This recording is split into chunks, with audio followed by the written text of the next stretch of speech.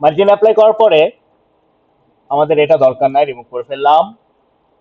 ফার্স্টে আমরা যে ইমেজটা ব্যাকগ্রাউন্ড রিমুভ করছিলাম সেই ইমেজটাকে নিয়ে চলে আসি, ফাইল থেকে প্লেস করতে পারি অথবা ডিরেক্টলি ওপেন ওপেন করে নিলাম। Background remove, PNG, open.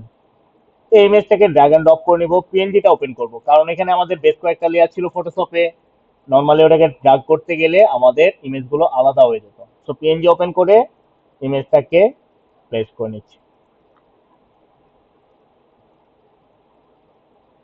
নিচের দিকে আমি পরিমাণ মতো কিছুটা জায়গা রাখতে পারবো, কারণ ডিজাইনে যদি এই জায়গা থেকে করি তাহলে দেখতে খারাপ দেখাবে। সো নিচের দিকে আমি কমপ্লিটলি ম্যাচিং করব, বাট ওপরের দিকে গ্যাপ রাখবো। এখন যদি ওপরের দিকে আমি পুরোটা ম্যাচিং করে ফেলি তখন কি হবে, আমার সেফটি এরিয়ার বাইরে চলে যাবে, তখন কিন্তু কোনোভাবে কেটে যাবে। বাট নিচের দিকে যেহেতু ফুল প্যান আছে, এটা কেটে গেলেও কোনো প্রবলেম নাই। অ্যানাদার যে ইমেজ গুলো আছে সেগুলো ওপেন করব। এই যেখানে আমাদের তিনটা ইমেজ আছে, ওপেন করলাম।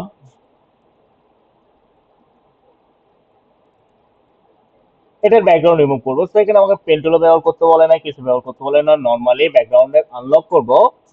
আনলক করার পরে ব্যাকগ্রাউন্ড রিমুভে ক্লিক করব।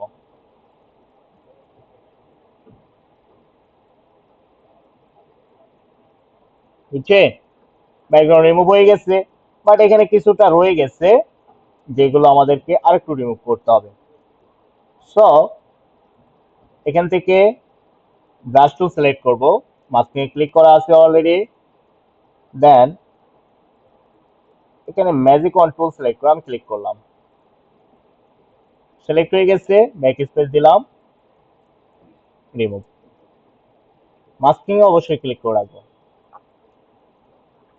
এন্ড এই ইমেজটাকে আমি আবার নিয়ে চলে আসলাম সেম জায়গাতে,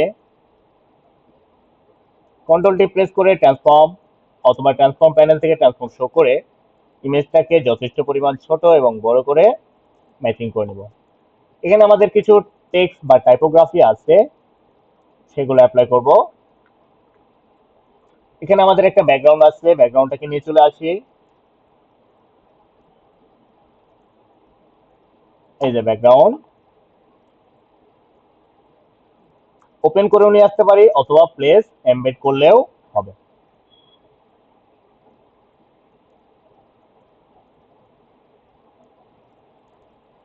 সাইজ যেটাই দেখ, doesn't not matter size.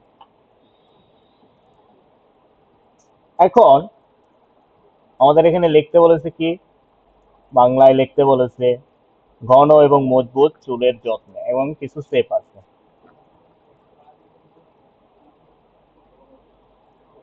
Bangla লিখতে কষ্ট হয়ে যায়। Okay, দিয়ে দিবে, আমি যেভাবে আপনাদেরকে দিলাম সেম ভাবে দিয়ে দিবে, এগুলো সার্চ করতে হবে না। সো সুটোনিয়াম যে ফন্ট আছে, ফন্টের সাইজ থেকে ইনক্রিজ করে নিলাম। কি লেখা ছিল,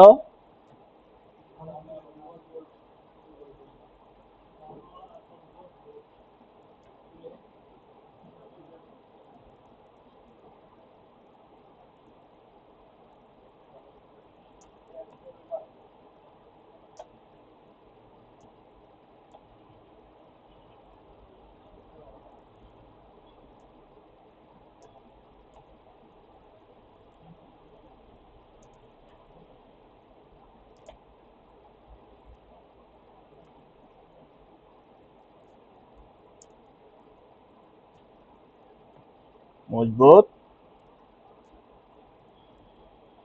চুলের যত্নে।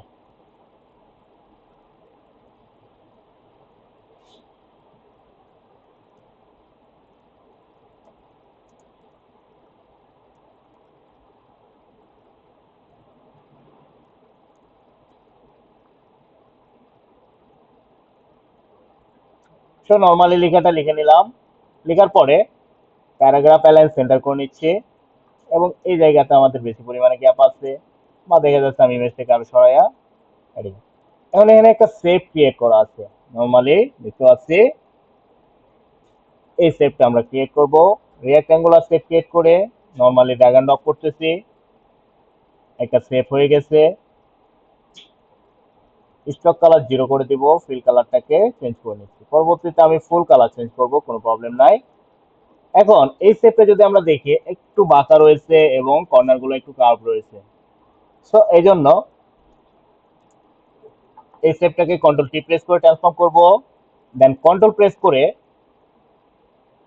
বাঁকা করে নেব।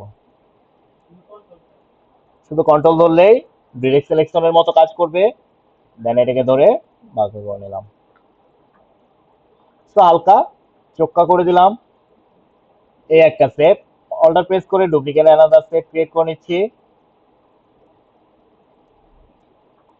যদি এরকম ভাবে থাকে, কিভাবে আছে, ডান সাইডে আছে, তাহলে ডান সাইডে নিয়ে এসে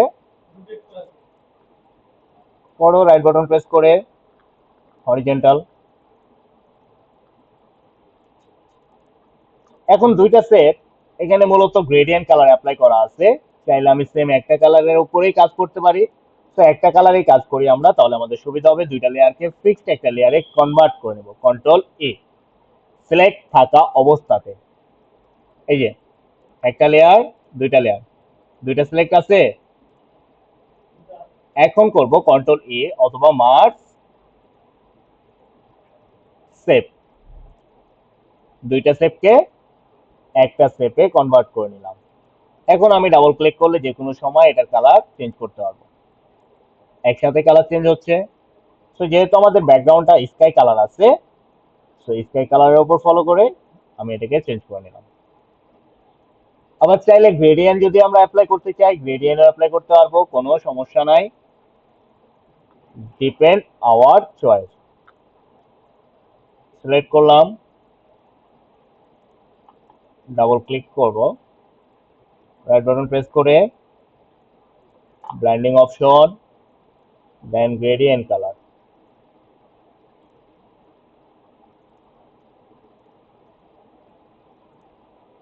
ব্লু কালারের গ্রেডিয়েন্ট অ্যাপ্লাই করি, সেম গ্রেডিয়েন্টটাকে কপি করে নিচ্ছি, দেন অপোজিট লেয়ারে সিলেক্ট করে পেস্ট লেয়ার স্টাইল। এই স্টেপটা নিচে আছে, এটাকে হালকা একটু ব্যাকে বাড়িয়ে দেবো।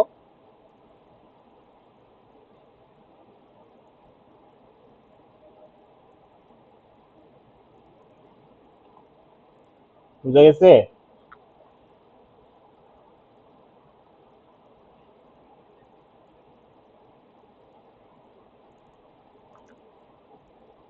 গ্রেডিয়েন্টের আমরা ডিরেকশন চেঞ্জ করতে পারি, নর্মালি আমি রেখে দিলাম, চেঞ্জ করলাম না।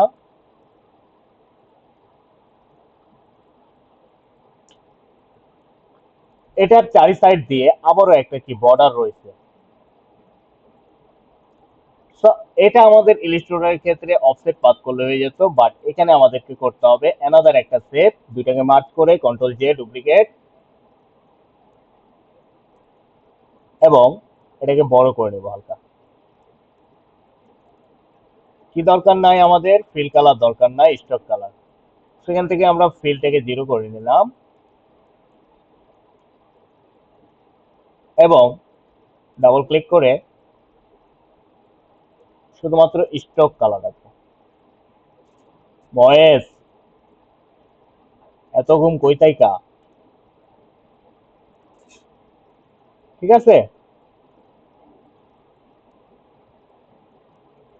দেন ওকে। ছোট করতে হলে ছোট করে নেবো, বড় করতে হলে বড়, সুন্দর করে এটাকে ম্যাচিং করে নেবো।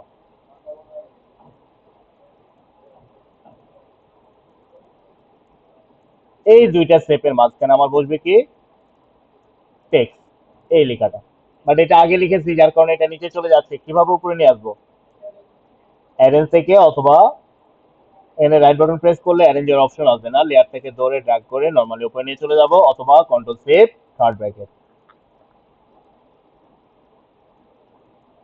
যেহেতু ব্লু কালার, এই কালারটা কি কালার? Deep colour. লেখা কি অ্যাপ্লাই করতে হবে? হোয়াইট। একটু ড্রপ সাইডও অ্যাপ্লাই করে দিব,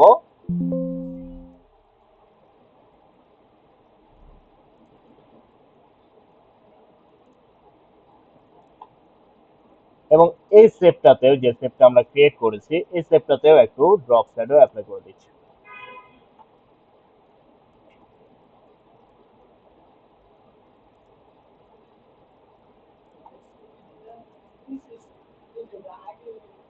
হুম,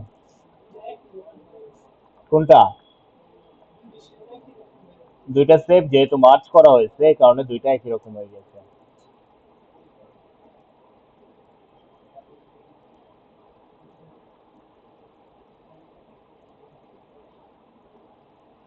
চাইলে আমরা ফন্টের স্টাইল চেঞ্জ করতে পারি।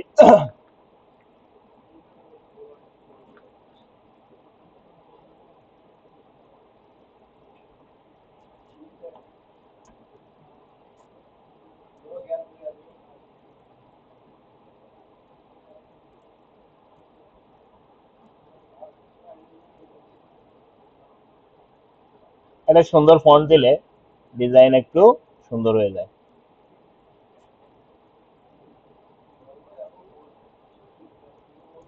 ওকে, সো এই ছিল মোটামুটি আমাদের পুরো একটা আউটপুট।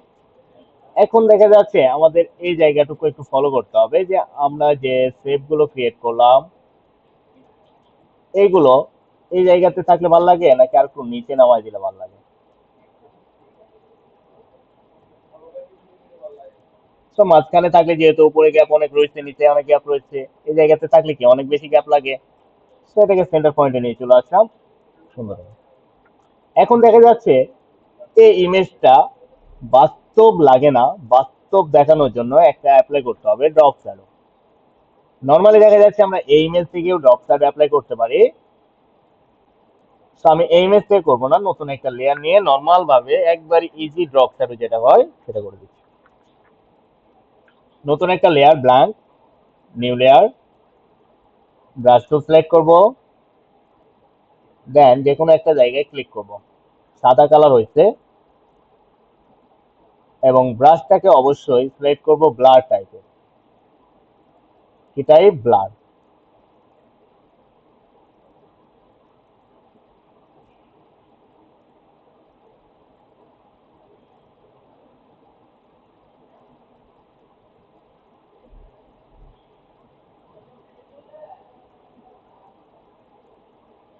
এরকম একটা আমরা ক্লিক করব। নর্মালি কি এটা একটা লেয়ার ক্রিয়েট করছি, লেয়ার ক্রিয়েট করার পরে একটা শুধুমাত্র কালার অ্যাপ্লাই করেছি, ব্ল্যাক কালার। দেন উপর দিক থেকে ধরবো, শিফট প্রেস করে এটাকে ধরে এরকম ভাবে চাপাই দেবো।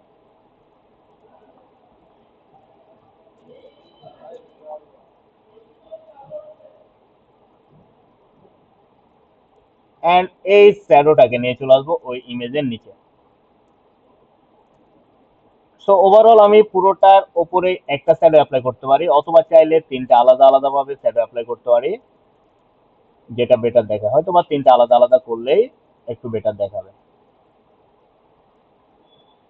এখন মনে হচ্ছে ওই জায়গার উপরে ইমেজটাকে রাখা আছে, এবং অ্যানাদার একটা শ্যাডো উপরে নিয়ে চলে আসবো,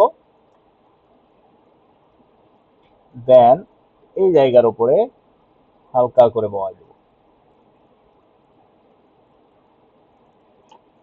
এখানে আমরা টোটাল যে শ্যাডোটি ক্রিয়েট করলাম এই শ্যাডো গুলো সবগুলোই আমাদের করতে হবে মাল্টিপ্লে।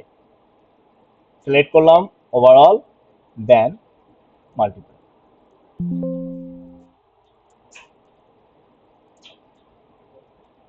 বুঝতে পারছি? অনেক বেশি কাজ না? ফাইনালি সেভ করে নিব, দেন আমাদের কি বলেছিল, অ্যাড ব্যানার,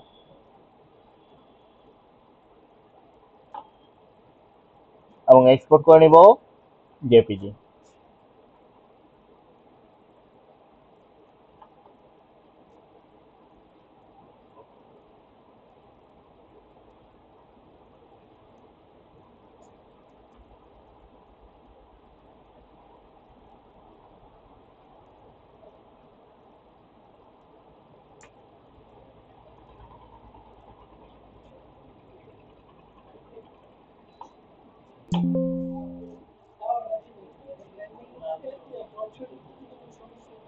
ড্রপ শ্যাডো থেকে দিলে সমস্যা আছে, এখান থেকেই আমাদেরকে এটা শ্যাডো অ্যাপ্লাই করতে হবে।